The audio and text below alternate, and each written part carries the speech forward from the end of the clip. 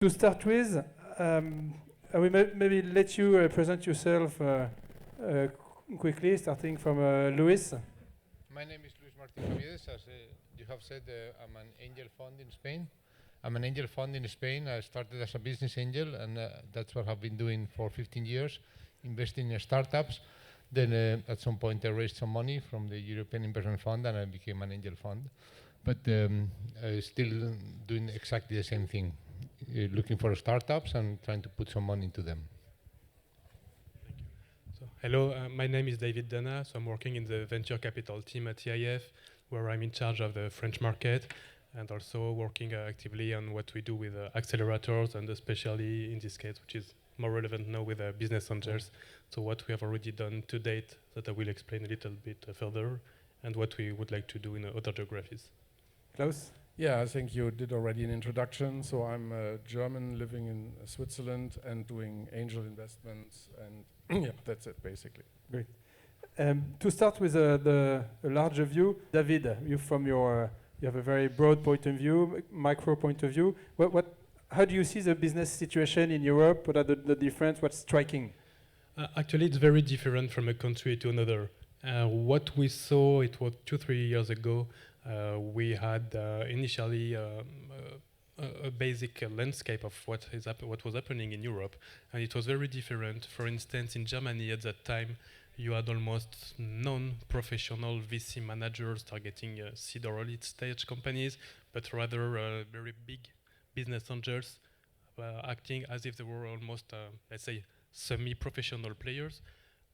You had something very different, for instance, in France, where at that time you had not yet as many successful entrepreneurs as you can have today, like the ones Philippe mentioned earlier, Grandjean, Niel, or Simoncini.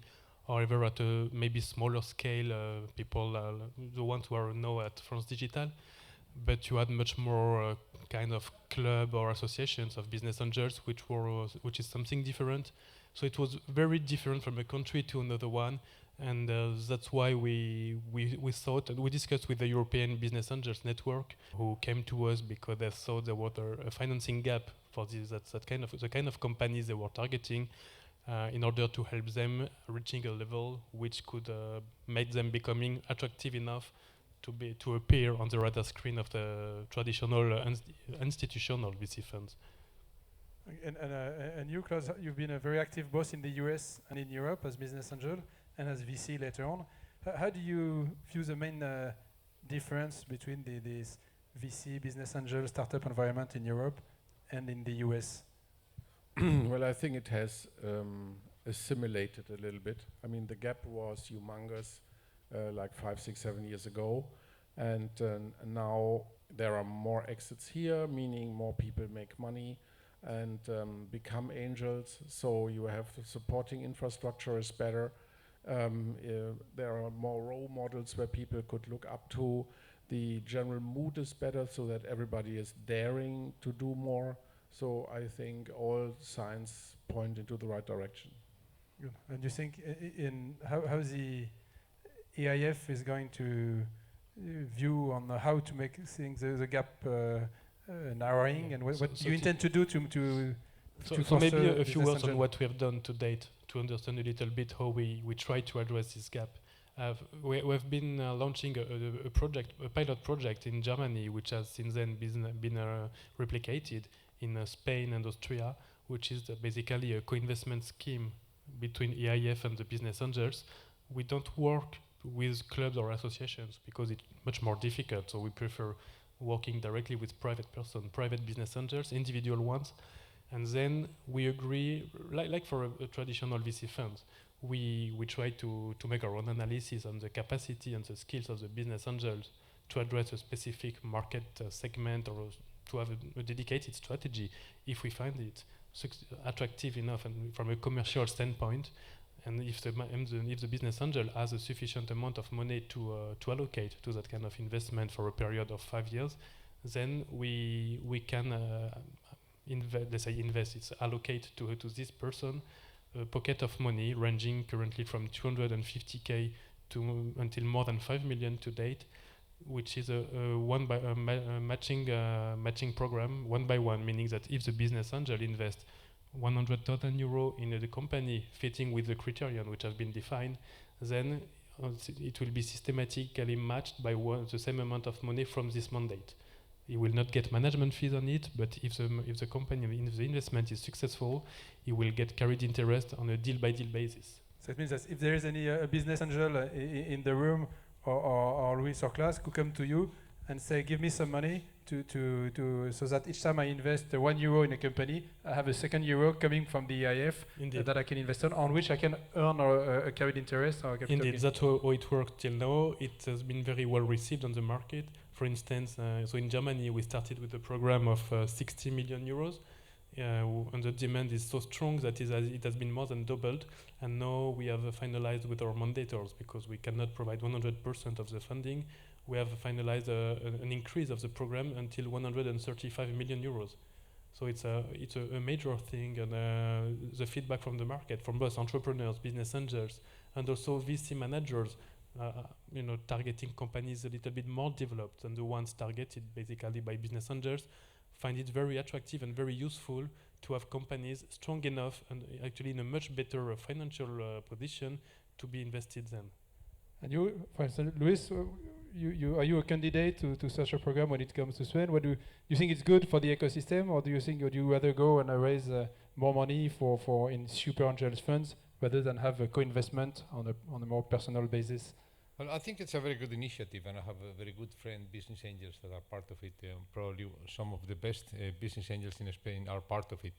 So I think it's very good for the ecosystem, and I'm very happy that most of my co-investors now have more firepower, and that there is some sort of accreditation for some business angels. So I think it's very positive. I do think that it's probably not for me, because now 5 million is not enough for us. So I think that the European Investment Fund has done a good job with the VCs, a good job now with the angels, and now they have to see what they do with the angel funds, or the super angels, or how do you call it, which we are kind of a hybrid animal, and we are not purely VCs, Not yet. not purely business angels, but of course there are investors in Cabiedes, so they have found a place for us, but I think that's a category that as the market develops, as Klaus says, it's going to be more important people that are in the 30, well, it depends on the market, maybe 30 million in Spain, maybe 50 million in Europe, maybe 100 million in the States. So these people that are basically still business angel, but that have larger funds, more than maybe 5 million.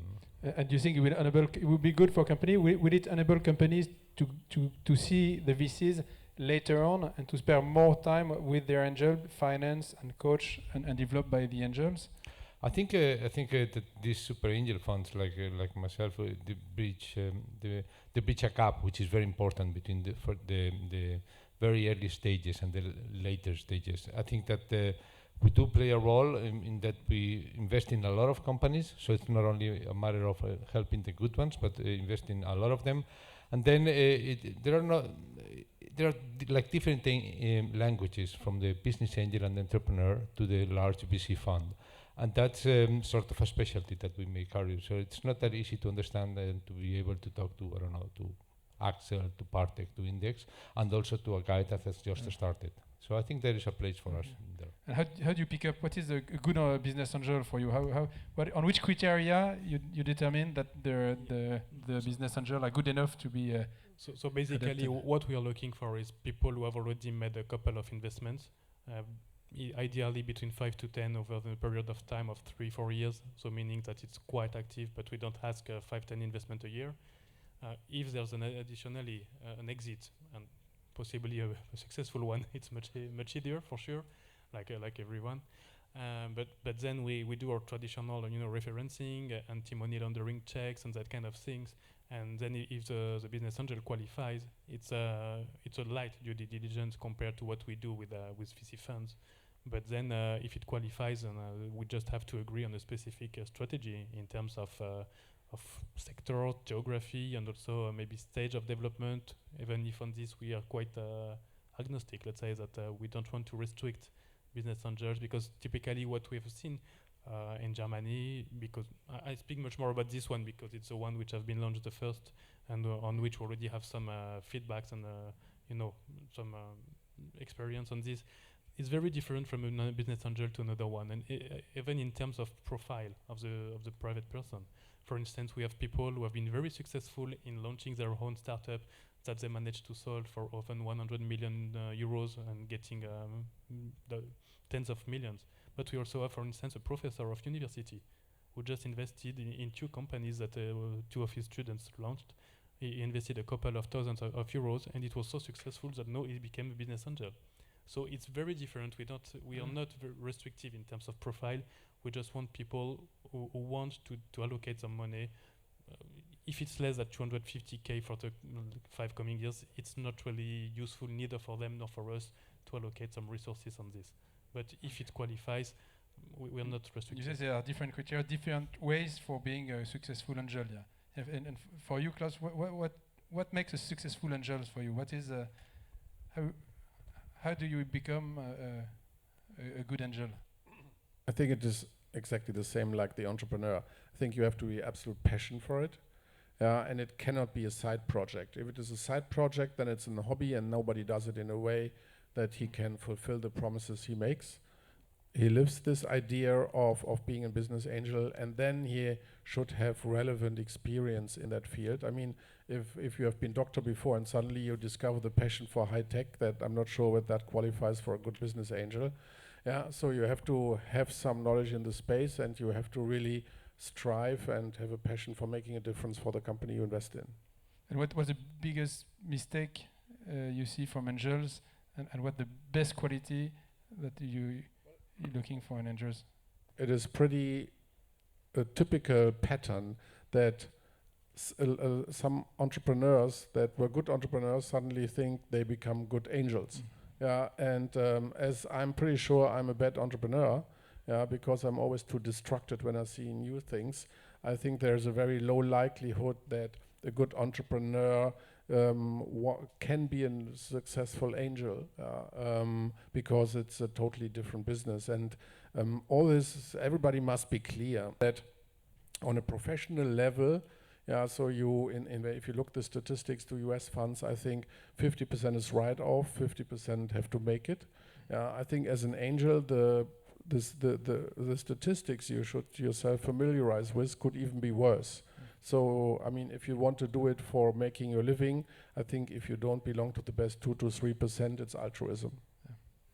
And you see, Luis, you see some patterns in the success of business angel, or? Well, I think that Klaus obviously knows his business, so he has said 2 things which are very important. First is professional. And this is not a side. This is not a hobby. This is not something that you can do on a non-systematic way. And then there is this idea, which is basically it's very dangerous to invest against a statistic. You have to invest with the statistics on your side. So I think that if you don't make like maybe 10 investments, you're probably going to lose your money. You have to be systematic. You have to know, and you have to do basically your investment like you would invest in bonds or in any asset class, and you have to be a professional. I also agree that it's very different profile to be an entrepreneur than to be an investor. You know, entrepreneurs are typically, and thanks God, they are like that. They are over optimistic, under diversified, overconfident. While investors typically are more prudent, maybe not that optimistic, maybe more diversified, and maybe not that sort of so committed to the project. So we do help, but it's a different approach. It's a good point, yeah. To oppose or compare investors with business angel, the two sometimes have trouble in working together.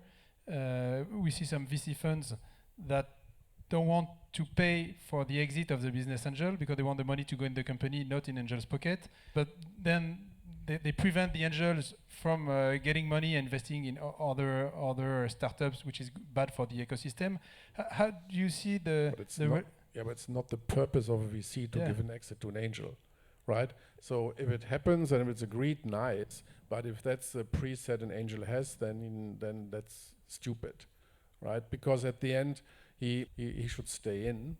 And if the VC allows, then fine. But I think there's no right to demand that. I think as far as I've seen it, I think it is an appreciated coexistence, and there have been alliance or grown alliances between angels and VCs over the year, and there everybody knows what it's doing, and I don't think that there are mismatches in expectation management, what so one should expect from the other and vice versa. I think there's no difference in the approach as long as they are professional and As long as committed. they are professional, no big deal. But I mean, I also had the situation in the last company that there was a very old guy that was successful in his whole life with Morgan Stanley and then someone else. And then he became by chance a business angel because he knew this guy, and gave him like with family relations some money. But suddenly, since he was retiring, this was his new elixir of life, and he wanted to make sure that the unbelievable, valuable experiences he gathered 35 years ago, get into the new company, and that was a total clusterfuck.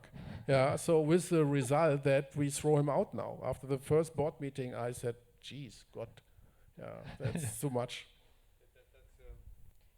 We have had the same experience in Spain. We have to talk to some investors and tell them, wait, we invested in this guy, not in you. If you want our money, then you do a pitch to us, and you pitch us, and we'll say if we put the money. He's running the company. You are not running the company. So I think that the same. It's most entrepreneurs don't make too good investors. When investors try to be entrepreneurs or try to become businessmen, that's a result for failure. So you have to be professional. You have to know you're an investor. You're supporting the entrepreneurs.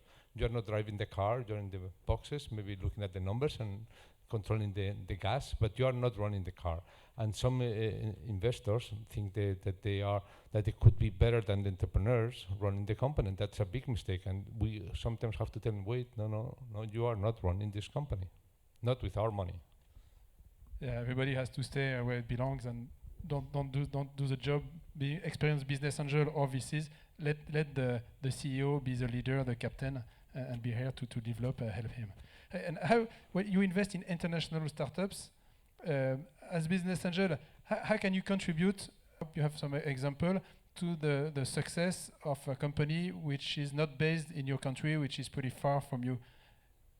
It's pretty simple. Every company that wants to come to Germany from the US could benefit hugely by a business angel or by a German VC, because even if they have bigger rounds, what's really happening there is that there are 4 lucky guys that have found a magic sauce, and then everybody's happy, and the VC puts a big valuation to it.